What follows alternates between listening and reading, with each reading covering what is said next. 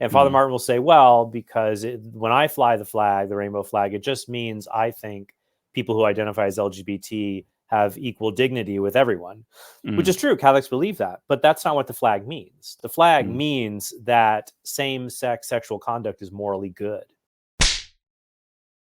Yeah, what's the deal with Father James Martin? To those who don't know him, what does he do? What Yeah, does he say? Father Martin is a Jesuit priest who had previously been known 10 years ago. He was known more for his writings on spirituality. He had been a guest star on the Stephen Colbert Report because Colbert is Catholic.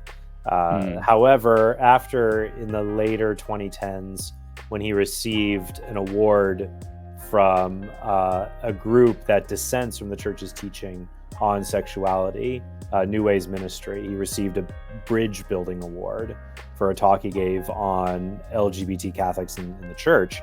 In doing that, he took that speech and expanded it into a book on building bridges.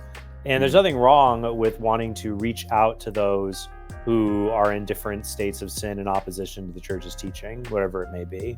But Father Martin, over the past 6 or 7 years, has really built up a reputation of creating confusion by not outright saying homosexual conduct is moral or denying it's sinful, but in trying to make those who do believe that feel more welcomed in the church without expressing a call to conversion.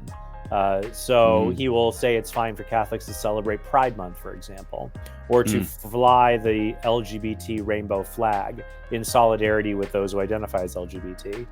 And Father Martin will say, well, because when I fly the flag, the rainbow flag, it just means I think people who identify as LGBT have equal dignity with everyone, which is true. Catholics believe that, but that's not what the flag means. The flag means that same-sex sexual conduct is morally good.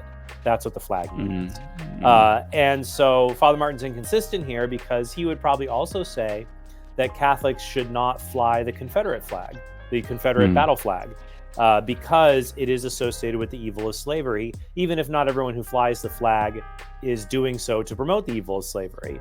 Father Martin should have the same position on the rainbow flag to say, just because not everyone uses it to support the evil of sodomy, the fact that many people do use it in that way shows it's a symbol that's unfit for Catholics. Yet he won't do that. He treats LGBT issues of sexual morality, different than other issues, other moral issues. For the sake of the audience, the church is clear on her teachings on homosexuality. Yeah, paragraph 2357 in the Catechism makes it very clear. It says that these acts are intrinsically disordered, though I believe Father Martin would very much like the Catechism to change its language on that. But even if it did change its language, it doesn't change the fact that these acts are seen as immoral because they are outside of the marital act. Sexual union can only take place in the marital act. Pope Francis' Amoris Laetitia makes it very clear that so-called same-sex unions cannot be treated as being on a par with marriage. So the Catechism, the Magisterium, Pope Francis, all very clear about the morality here. And we can always work on better ways to reach out to those who identify in this way. But in doing so, that doesn't call people to repentance, that doesn't call them to the heart's deepest longing beyond sexual orientation. It ultimately leaves people unfulfilled. And I do think that many people who are liberal who follow Father Martin, they are pining for they might think, I'm going to stick in with being Catholic because one day the church will change, but it won't. And I think they're just setting themselves up for a lot of grief. The question in everyone's mind is, why is Father Martin still a priest?